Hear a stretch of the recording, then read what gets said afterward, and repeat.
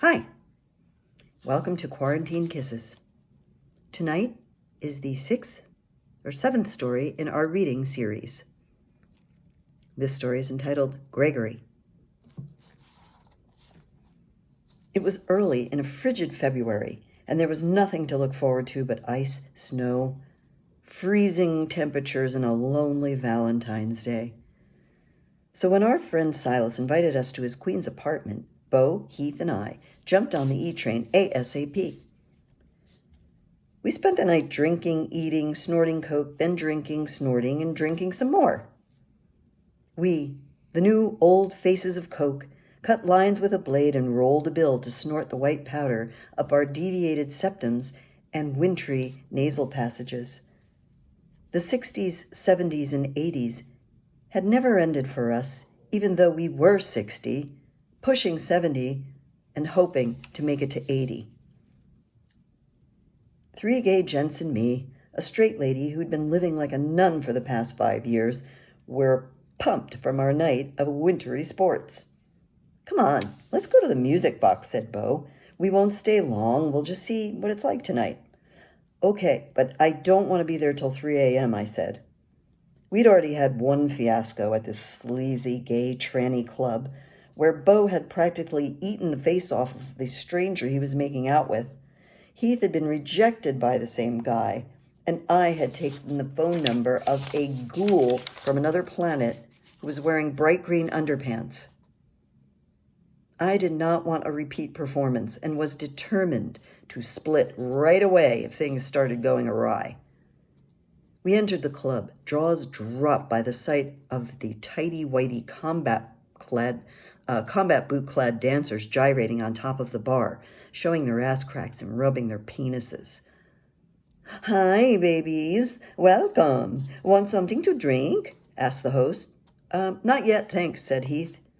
That night, the drink pushers were wearing jeans and neon orange construction vests, which were conveniently cut to show their abs and muscled arms. Sporting these vests were the usual baby-faced Spanish kids that barely looked 18, who let fat ladies and ugly men paw and hug them in exchange for buying drinks and maybe a cheap tip. Some of the dancers hovered around older guys, letting them touch their privates in exchange for cash, and others snuck into a secret back room where God knows what happened. But there was one server who stood head and shoulders above the rest and looked like he had a spotlight on him. He was at least 6 feet tall, with a body by Gotti.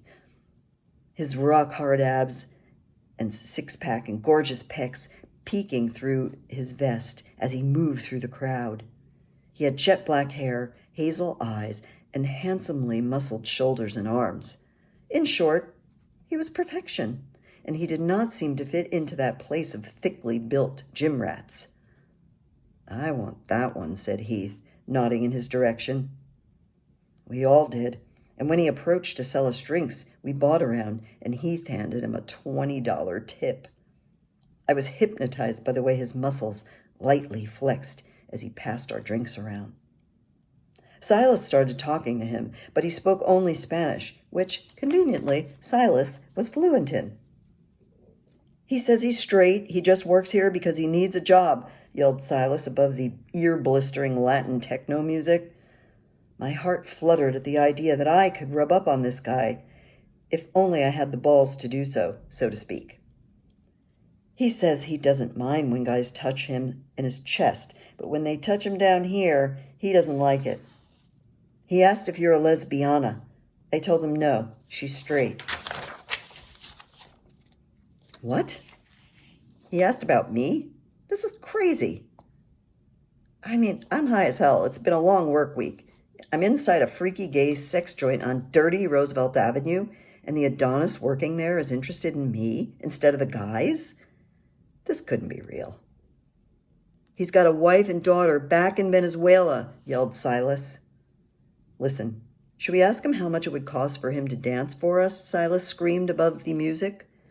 "Absolutely," I said. Silas conferred with him.